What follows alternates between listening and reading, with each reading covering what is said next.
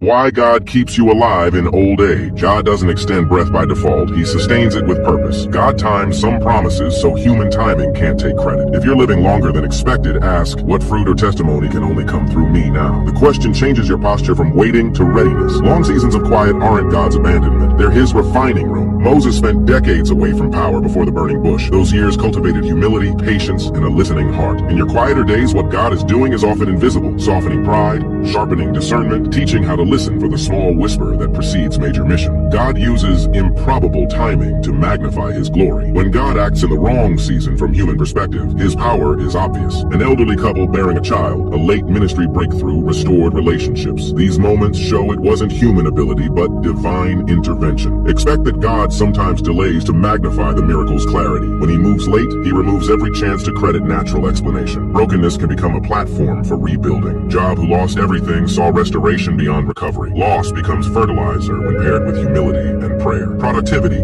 is redefined. Paul wrote letters from chains that reshaped the global church. If your body limits activity, your mind and words still carry power. Writing letters, recording testimony, mentoring by phone. These are strategic ways older believers remain vital. Samuel's reminder that God looks on the heart applies especially to elders. Sincerity, humility, and faithfulness matter more than velocity. An older heart that has learned dependence often becomes the safest vessel for God's presence. If you feel sidelined, remember, God's timeline is not your lack. The later years are often when God shows up to do what only he could do through you.